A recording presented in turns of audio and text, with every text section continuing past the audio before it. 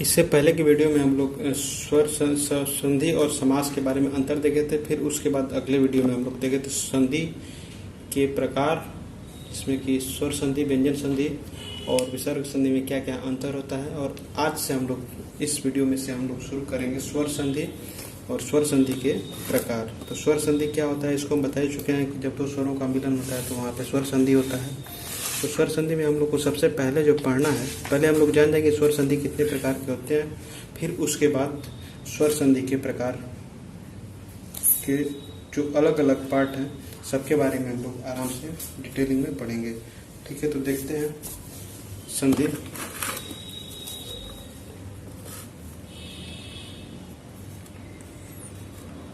तो पहला सबसे संधि जो होगा वो होगा दीर्घ संधि। फिर उसके बाद जो दूसरी संधि आएगी वो होगी गुण संधि। फिर उसके बाद तीसरी संधि आएगी वो होगी वृद्धि संधि। वृद्धि संधि तीसरी, चौथी, इधर उधर ठीक है, कोई बहुत वो नहीं है। फिर चौथी जो है उसको लिखा गया है यड़ संधि। यड़ संधि या फिर ऐसे लिख ले रहे हैं हम लोग, पहले यड़ संधि, वृद्धि संधि। कोई बहुत बड़ा इशू नहीं है, किसी को भी पढ़ सकते हैं। ठीक है, इसी तरह लिखते हैं वृद्धि संधि। फिर उसके बाद चौथा यड़ संधि और फिर उसके बाद पांचवा जो है वो होगा हमारा अयादि संधि। अयादि संधि। ठीक है, पेपर में क्वेश्चन कैसे पूछता है पता है। फिर उसके बाद ये तो हमारे हो गए इसेंशियल। फिर उसके बाद 3 ठो और आते हैं, जैसे छठवां लिखते रहे, सातवां लिखते रहे, आठवां लिखते रहे। इसी तरह से कॉपी पे लिखना है एकदम, 5 ठो इधर, 3 ठो इधर, ताकि हमको देखने में कॉपी पे आसानी हो। उसको एक हो जाएगा हमारा पूर्व रूप संधि। पूर्व रूप संधि। फिर उसके बाद जो हो जाएगा हमारा है पर रूप संधि। फिर उसके बाद जो होगा वो होगा प्रकृति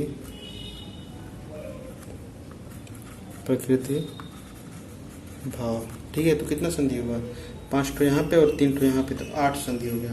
तो 8 ठो दे करके घबराने नहीं है ऐसा कुछ कि बहुत ज़्यादा हो गया, कुछ नहीं ज़्यादा हो गया, सब एकदम आसानी से सब हो जाएगा। ठीक है, तो इसको हम अब मिटा दे रहे हैं और इसके बाद हम देख रहे हैं दीर्घ संधि के बारे में। सबसे पहले हम लोग आज की वीडियो में दीर्घ संधि, फिर उसके कुछ समय पश्चात जो दूसरी वीडियो आएगी उसमें गुण संधि और यड़ संधि, इन दोनों को। फिर उसके बाद वृद्धि संधि और अयादि संधि। फिर उसके बाद वो तीनों। तो ठीक है, कोई दिक्कत नहीं है। छोटे छोटे वीडियो में हम लोग देखेंगे तो समझ में भी ज़्यादा आसानी से आएगा, बहुत ज़्यादा पढ़ने लेने की जरूरत नहीं है। तो दीर्घ संधि सबसे पहले जो है क्या लिखा हुआ है, दीर्घ संधि। ठीक है, तो दीर्घ संधि का जो फार्मूला होता है वह होता है, पढ़े होंगे हम लोग, अकः सवर्णे दीर्घ। ठीक है, अकः सवर्णे दीर्घ। अकः सवर्णे दीर्घ। अब इसका हम लोग एक्सप्लेनेशन कर लेते हैं एक बार में। सूत्र क्या है? अकः सवर्णे दीर्घ। तो अकः सवर्णे दीर्घ, अब इसको एक्सप्लेन कैसे करेंगे? तो अकः, पहले भी बताएं कि प्रत्याहार का बहुत ज़्यादा प्रयोग होगा। अकः मतलब होता है ये अक प्रत्याहार। ठीक है, अक प्रत्याहार, अकः सवर्णे दीर्घ। अब सवर्णे का मतलब हो गया समान वर्ण, समान वर्ण। और दीर्घ का मतलब होता है कि दीर्घ हो जाता है। तो अक में कौन कौन से वर्ड आएंगे अक प्रत्याहार में, बताओ? भूल गया, बहुत अच्छा, सब कुछ भूल जाओ। तो अक सवर्ण दीर्घ, तो अक में कौन कौन सा शब्द आएगा? अ प्रत्याहार, फिर से देख ले रहे हैं मतलब मैं सूत्र अ ई उ री री क। तो कौन कौन से वर्ड आए? अक। अ ई उ री री, लेकिन री का तो कोई दीर्घ होता ही नहीं है, तो ये इसी तरह हम लोग कैंसिल कर देंगे, पहले हम लोग पढ़े हैं। ठीक है, तो दीर्घ, इसका कोई दीर्घ होता ही नहीं है, तो इसको कुछ करने का मतलब है नहीं। इसका जब दीर्घ होगा, मान लो इसका अगर हम लोग दीर्घ जो हो भी रहा है, तो इसके दीर्घ के स्थान पे हम लोग री को लिख देंगे। ठीक है, री का अगर दीर्घ हम लोग लिखना भी होगा कहीं, तो री को लिख देंगे। ऐसी एक बात कंफर्म है कि री का कोई भी दीर्घ नहीं होता है। ठीक है, तो कौन कौन से वर्ड आएंगे?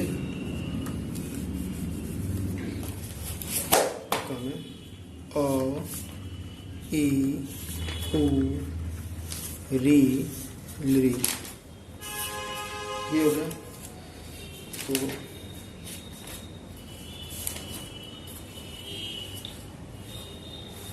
अब देखते हैं हम लोग क्या क्या होगा। ली वाला बस एक ही एग्जाम्पल होता है, पहले इसको हम लोग देख के इसको खाली कर दें, फिर उसके बाद आगे हम लोग देखेंगे। ली वाले में बस एक ही तो है, ये होता है होत्री धम लिकारा। ठीक है, इसको हम लोग लिख देते हैं क्या, हो त्रिकारा। होत्री प्लस लिकारा इक्वल टू होत्रिकारा। ठीक है, इसको एक जो हो गया री का, बस ये एग्जाम्पल आता है और कोई एग्जाम्पल दिखता नहीं इसका। अगर दिखता भी होगा तो स्टेट में नहीं पूछेगा, तो बस इसका एक ही एग्जाम्पल है होत्री प्लस लिकारा। उसमें भी ये वाला री है यहाँ पे, और फिर ये वाला री है, क्योंकि इसका भी दीर्घ यही हो जाता है, तो यहाँ पे होत्र प्लस लिकारा इक्वल टू होत्रिकारा। ठीक है, पहले हम लोग पढ़ चुके हैं कि री का कोई भी दीर्घ नहीं होता है। तो मेन रूल जो होगा ये चारों का होगा, अ ई उ अ ई उ री। होत्रिकारों को यहाँ पे हम लिखते रहे, होत्री प्लस लिकारा इक्वल टू होत्रिकारा। ठीक है, इसको याद रखना, ये री का एग्जाम्पल है। ठीक है, अब अ ई उ डी, तो अ जो है यह है अक सवर्ण दीर्घ। तो अक में ये हम बताया था उसी समय कि इन्हीं के अंदर चारों के चारों आ जाएंगे जो दीर्घ वाले वर्ण हैं वो भी। तो अ ई उ री।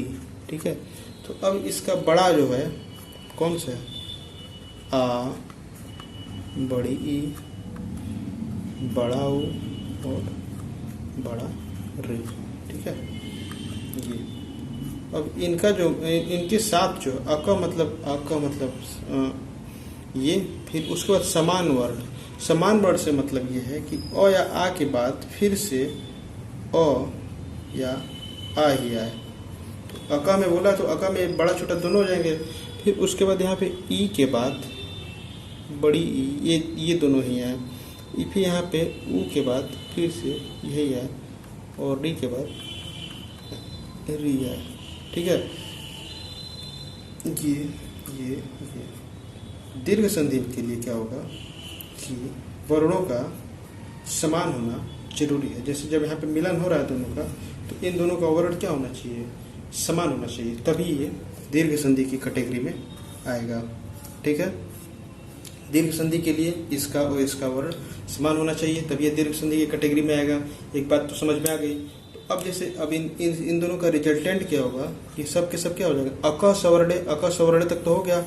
अब उसके बाद लिखा है कि दीर्घ हो जाता है, तो ये और ये, अगर ये और ये रहेगा तब भी दीर्घ हो जाएगा, ये और ये रहेगा तब भी दीर्घ हो जाएगा, ये और ये रहेगा तब भी दीर्घ हो जाएगा, ये और ये रहेगा तब भी दीर्घ हो जाएगा। तो इसका रिजल्टेंट हो जाएगा आ, इसका रिजल्टेंट हो जाएगा बड़ी ई। तो अ और इसका जो रिजल्टेंट होगा आ, इसका रिजल्टेंट ई, इसका रिजल्टेंट उ, इसका रिजल्टेंट री। इससे पहले री का एक एग्जांपल था होत्र प्लस लिकारा इक्वल टू होत्रिकारा। और यहाँ पे तो इसको हम देखते हैं जैसे कि अ और अ का मिलन होगा तब भी आ होगा, अ और आ का मिलन होगा तब भी आ होगा, आ और अ का मिलन होगा तब भी आ, और आ का मिलन होगा तब भी आ। तो यहाँ पे हम लोग को देखना क्या है कि अक सवर्ण दीर्घ को अक प्रत्याहार में जब सवर्ण आएंगे, सवर्ण के मतलब सवर्ण पता ही है, समान वर्ण आएंगे तो ये भी समान वर्ण है, फिर ये भी समान वर्ण है, ये भी समान वर्ण है और ये भी समान वर्ण है। इसके बाद हम लोग इन सब का एग्जाम्पल देखते हैं और लगभग में हो जाएगा एग्जाम्पल, बहुत ज़्यादा परेशान होने की ज़रूरत नहीं है। तो एग्जाम्पल हम लोग काफ़ी से देख लेते हैं और फिर उसके बाद अगले वीडियो से यड़ संधि और गुण संधि के बारे में देखेंगे अगले वीडियो में। एग्जाम्पल देखते हैं हम लोग।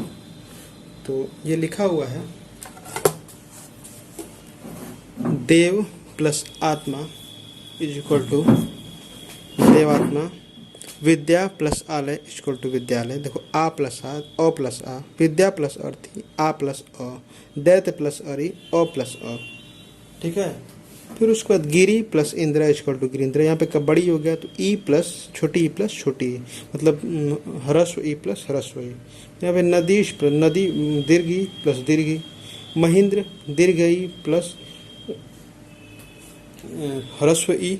लेकिन यहाँ पे एक बात और ये है कि महेंद्र वाला जो एग्जाम्पल होता है अक्सर लोग गलत इसलिए कर देते हैं क्योंकि महेंद्र बार बार समझ लेते हैं लोग, लेकिन जो महेंद्र वाला होता है वो महा प्लस इंद्र होता है। तो अ या आ के बाद जब ई आएगा तब वो ए हो जाएगा, तो वो गुण संधि होता है। तो उससे नहीं मतलब है। यहाँ पे हम लोग जब देखेंगे तो ये भी बड़ी, ये भी दीर्घ ही है और ये जो है ह्रस्व ही है। तो जब दोनों के दोनों सवर्ण होंगे तो दोनों का दीर्घ हो जाएगा ना। तो यहाँ पे महेंद्र हो गया। फिर उसके बाद कवि प्लस इक्वल टू कविश, वधु प्लस लघु प्लस उर्मी इक्वल टू लघुर्मी, वधु प्लस उहनम इक्वल टू वधुहनम, विधु प्लस उदय इक्वल टू विधुदय। यहाँ पे देख रहे हैं छोटा ऊ प्लस बड़ा ऊ बड़ाऊ, बड़ा ऊ प्लस बड़ाऊ बड़ाऊ, बड़ाऊ प्लस छोटा ऊ बड़ाऊ, चमू प्लस उत्साह इक्वल टू चमुत्साह, बड़ा ऊ प्लस छोटा ऊ इक्वल टू चमुत्साह। फिर उसके बाद री का एग्जाम्पल लिख दिया, पितृ प्लस ऋणम इक्वल टू पितृडम। उसी तरह से मातृ प्लस ऋणम इक्वल टू मातृडम, ये भी हो जाएगा। और ऋकारा का हम बताएं पहले ही, होत्र प्लस ऋकारा इक्वल टू होत्रिकारा। तो ये जो बात है, और इसमें एक चीज़ और बताना भूल गया, तो ये जो लिखा हुआ है ना होत्रिकारा, तो होत्रिकारा में होत्री प्लस ऋकारा, तो ये जो होत्रिकारा है उसको इसका एक ऐसे भी बनता है होत्री प्लस ऋकारा इक्वल टू होत्रिकारा। तो दोनों सही है, तो ऋकारा भी सही है और ऋकारा भी सही है। तो इसलिए होत्रिकारा दोनों के दोनों सही हैं। ठीक है। तो इसमें बहुत ज़्यादा परेशान होने की जरूरत नहीं है। होत्री प्लस ऋकारा भी कहीं कहीं लिखा रहेगा और कहीं कहीं होत्री प्लस ऋकारा। रे का केवल एक ही एग्जाम्पल है बस, और कोई एग्जाम्पल नहीं है। और अधिक इसको और शार्पनेस लाने के लिए संधि के लिए कोई बुक में से देख करके एक्सरसाइज को करो और फिर उस पर सब क्लियर होता जाएगा। पहले सारी की सारी संधियाँ पढ़ लो, इसके सारे के सारे नोट्स बना लो, हो जाएगा। ठीक है, धन्यवाद।